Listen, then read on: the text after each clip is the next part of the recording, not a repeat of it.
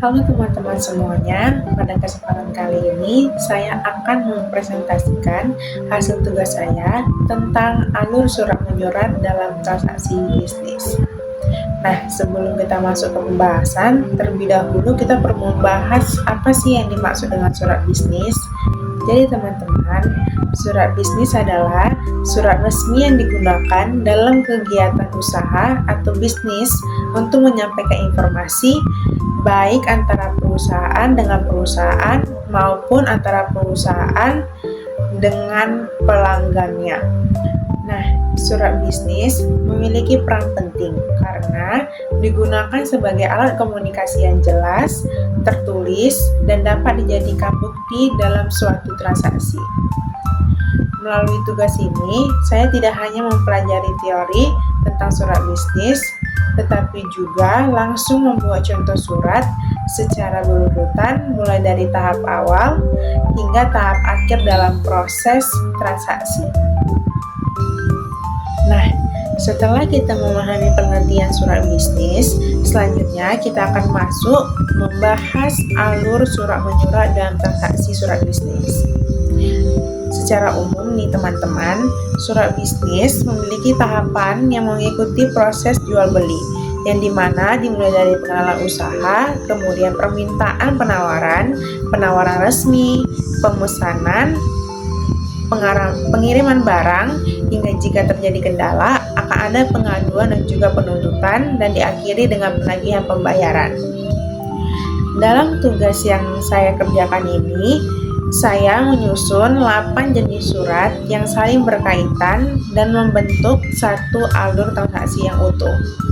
Berikut ini akan saya jelaskan satu persatu ya teman-teman.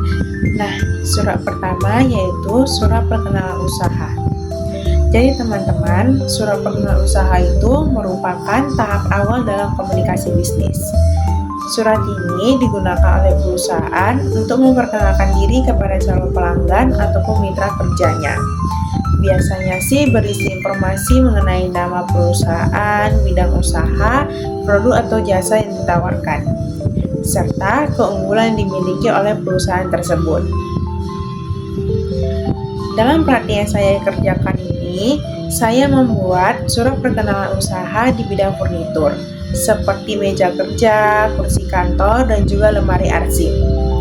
Tujuan dari surat ini adalah untuk menarik perhatian calon pelanggan agar tertarik untuk mengetahui lebih lanjut mengenai produk yang akan ditawarkan, sehingga dapat berlanjut ke tahap berikutnya. Setelah kita menerima surat perkenalan usaha tersebut, calon pembeli biasanya akan mengirimkan surat permintaan penawaran. Surat ini bertujuan untuk meminta informasi lebih rinci mengenai produk seperti harga barang, kualitas barang, serta syarat pembelian. Dalam tugas saya ini, surat ini berisi permintaan informasi terkait harga furnitur kantor yang ditawarkan oleh penjual.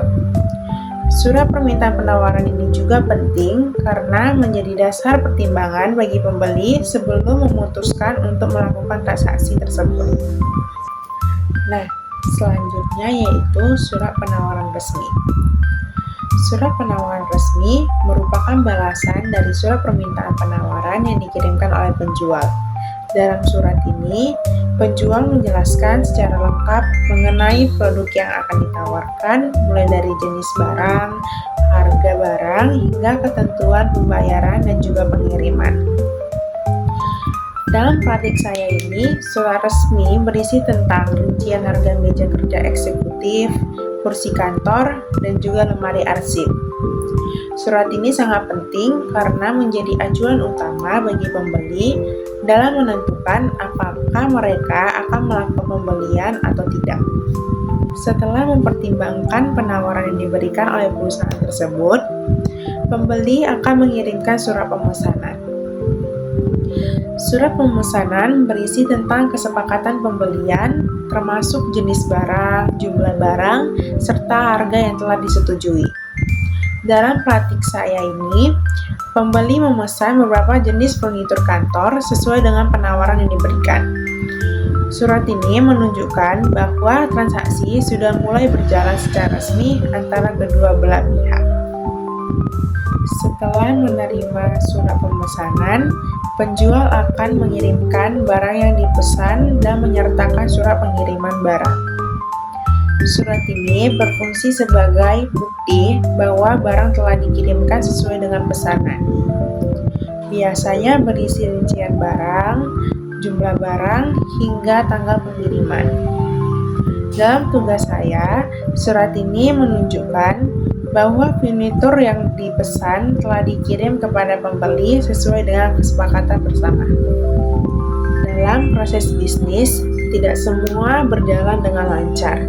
Jika terdapat masalah seperti barang yang diterima tidak sesuai, rusak, ataupun jumlahnya yang kurang, maka pembeli dapat mengirimkan surat pengaduan.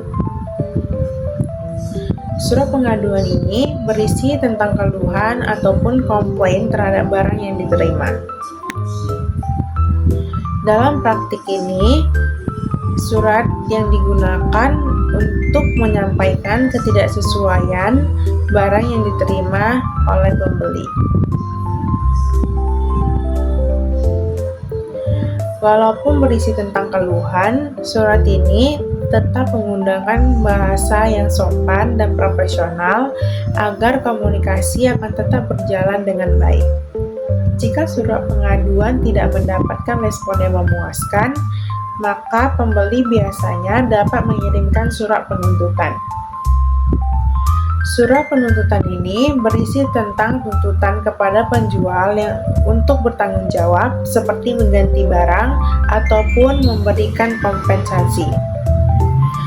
Dalam tugas yang saya kerjakan, surat ini dibuat sebagai lanjutan dari pengaduan yang belum terselesaikan.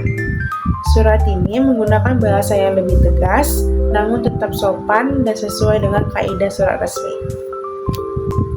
Surat penagihan pembayaran merupakan tahapan akhir dalam transaksi bisnis. Surat ini biasanya digunakan oleh penjual untuk menagih sisa pembayaran yang belum dilunasi oleh pembeli sesuai dengan kesepakatan. Dalam praktik yang saya kerjakan, total transaksinya sebesar Rp113.250.000 dengan pembayaran awal sebesar 50%.